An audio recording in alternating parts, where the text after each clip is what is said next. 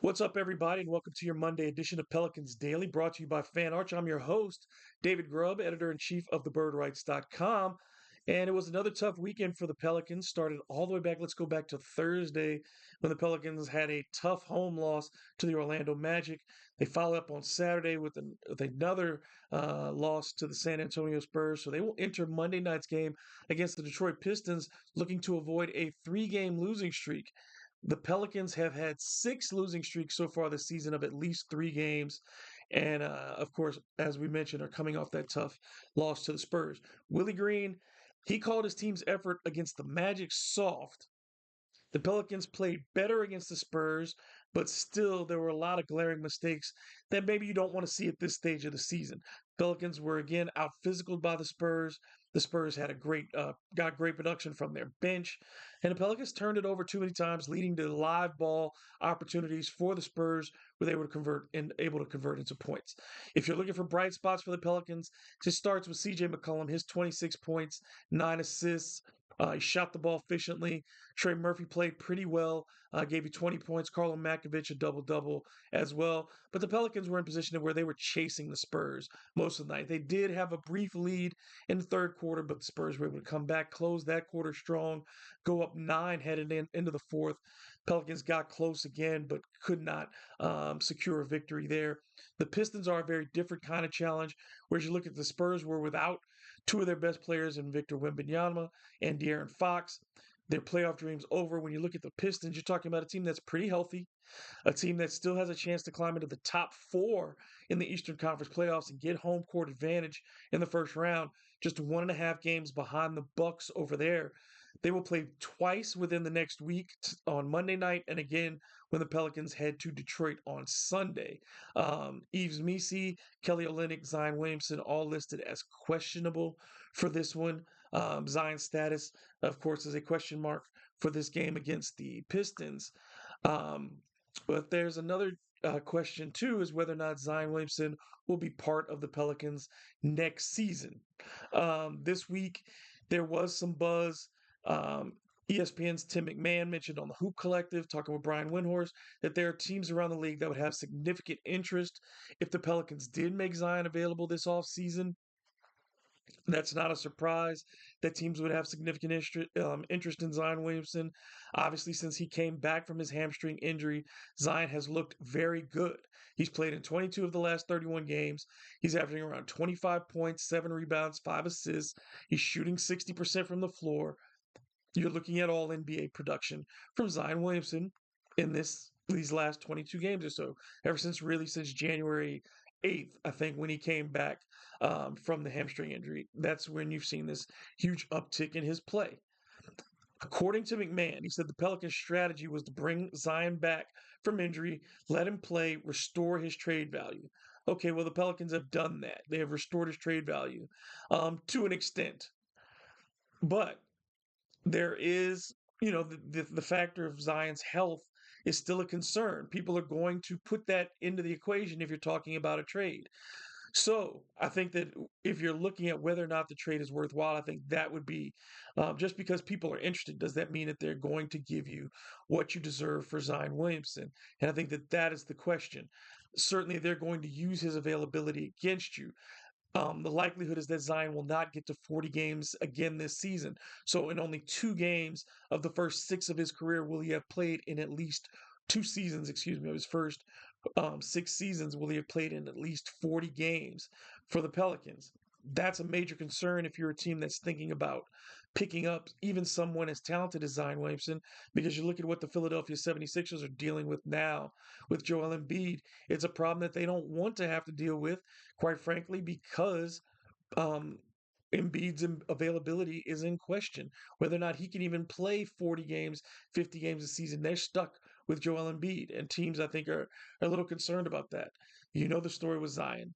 Big chunks games are missed, a lot of setbacks, the suspension this year for being late as well, his maturation. Shams Charania, the ESPN insider, told the Pat McAfee show earlier uh, this week that when he was talking about Zion, that the next step was for Zion to show commitment and be more professional. I think Zion's done that this season for the most part. Obviously, the suspension did not help in that regard, but we've seen, at least in a dedication to his body, there's been an improvement there. Zion Williamson is maturing in how he approaches his physical preparation for the games. The Pelicans have shown, yes, that they are not afraid, I guess, to make big moves under David Griffin. I mean, if you count the DeJounte Murray trade, if you count moving on from Brandon Ingram, though you could say that they did not get the return that you wanted from the Brandon Ingram trade, and that DeJounte Murray at this stage, yes, even though you swung big in going for Murray, it has not paid off. Your team's 18-49. You don't really know what direction you're headed in. So is it time to tear everything down and start fresh? That's whether or not you believe Zion is worthy of being builder of building around Zion's talents. I think at this stage, yes, it's still time to build around Zion Williamson's talents. Again, you have 3 years, and Zion's contract is the most interesting part of this. It's the 5 year, $197 million. The deal isn't fully guaranteed starting in 2025, 26. That's next season. So unless Zion hits those certain marks, whether it's about his games played, it's about his weight, all those things. So if the Pelicans have flexibility, they do have that with regards to his contract. That also makes it attractive to other teams. But I think if you're the Pelicans, it also extends your amount of risk that you're willing to take because you can get out from this deal financially. Yes, teams will call. They will always call about talented players in the NBA. That's just the way things work. There are very few players that no one feels like they can get. And certainly after the Luka Doncic trade, I think everybody has to feel that any player is gettable. Every player certainly came out and mentioned that they felt that the days of players being untouchable were over if Luka Doncic could be traded in the before he even gets to really the prime of his career. So if you're a franchise, yeah, you're looking for a young, Zion is only 24, player who has shown potential to be this incredible offensive force at the very least, and has shown that he's getting better defensively, then you have to weigh the risk because you're not finding a lot of Zion Williamson caliber talents out there. So if he's healthy, you figure, yes, he can win at least one, maybe two, maybe three playoff series for me, depending on who the best player on my opponent is. That risk may be worth taking. But if you're the Pelicans and you go into this, I think the only way to me is if you're the New Orleans Pelicans, you even think about trading Zion Williamson, you have to get the number one pick in the upcoming draft. If you're the New Orleans Pelicans and you get the number one pick in the draft, then I think you can go to your fan base and say, we're doing a complete rebuild now. We're starting over with this new star. We're going to build around this player. Cooper Flag, I guess, would be the person you're taking. So you're saying we're going to build around Cooper Flag now. This is his team. Though I think Cooper Flag could play with Zion Williamson. I think having the number one pick gives you the cover to move on from Zion and have everybody feel a lot better about it, considering you've already given away Brandon Ingram, considering DeJounte Murray will not be back until late next season, and Trey Murphy still, you're looking for more growth before you declare him a franchise player. He certainly can be a star in the NBA, but if you're talking about him as the anchor of your franchise, I don't know if you're willing to say that just yet.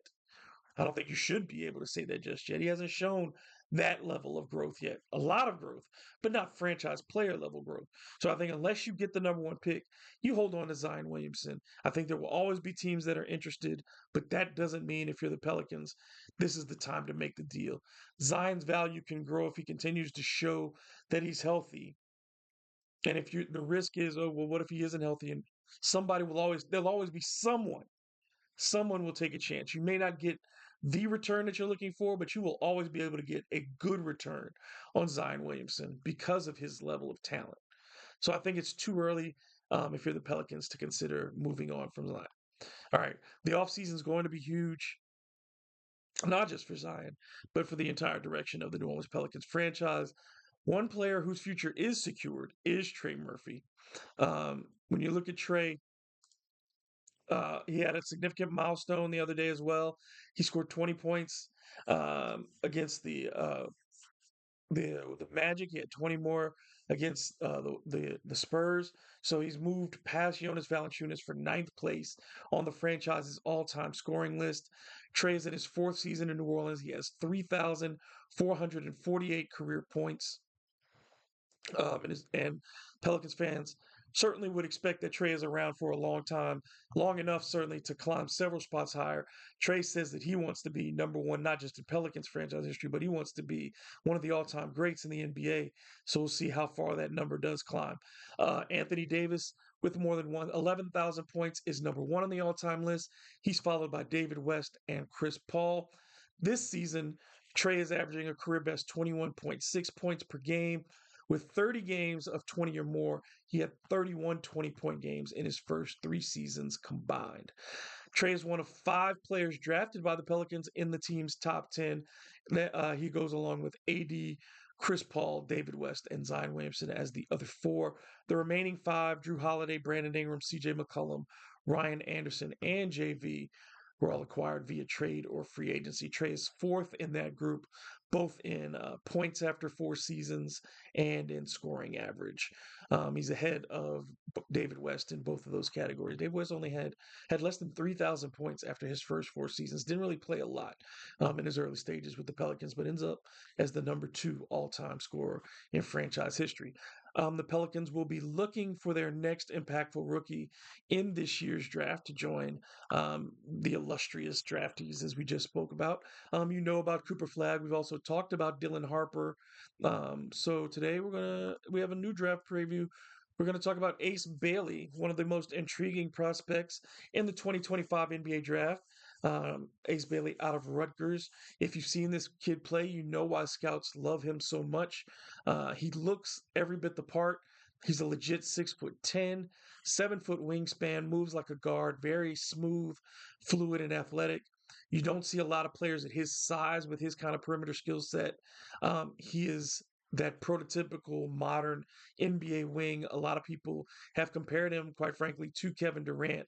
I don't think he's as developed as Kevin Durant was as a scorer, but he certainly is a very good scorer. Put up 17.6 points and 7 rebounds per game for the Scarlet Knights this season. Shot 46% from the floor, 35% from three-point range. Offensively, he's got all the skills. Pull up threes, solid mid range game. He can get to his spots very quickly and rise up over defenders. He doesn't waste dribbles on offense. Uh, he scored in bunches in certain games. He's not afraid to take big shots, tough shots, and he can make shots from every level on the floor. Defensively, he's a good weak side shot blocker. Uses his athleticism and his length very well. He can switch at times, but he's got to be locked in to do that. He's got to be more consistent on the defensive end. Rutgers had a disappointing season. He was part of that. He did not always have the kind of physicality, intensity that you wanted to see every night. He's not a finished product. He needs to work on his shot selection. He will settle at times because he is too confident in what he can do. He will settle for contested jumpers when he could make his life a little bit easier by getting closer to the basket or using his body. Um, Sometimes forgets that he's 6'10", and plays a little too far on the perimeter. He should use his body inside. He needs to work on his low post game, his mid post game, to be able to just get into shots and defenders a little bit quickly. He's got to get stronger. Um, Part of the Kevin Durant comparison is because he has a very wiry frame. He needs to add muscle in order to be able to take the bumps and the bruises at the NBA level. And he's got to be a better decision maker. Look, I mean, when you've been the focal point of an offense for as long as he has, his passing skills have not been refined at all. The Pelicans or whomever gets Ace Bailey is going to have to work on him with refining that. His turnovers are a little bit too high. There's a lot to work on him if you plan on running the offense through him. Right now, he's a guy you have to give him shots because he's a scorer, but he's not really the focal point of your offense. Um, Again, he does remind people of Kevin Durant because of the way he gets into his offense.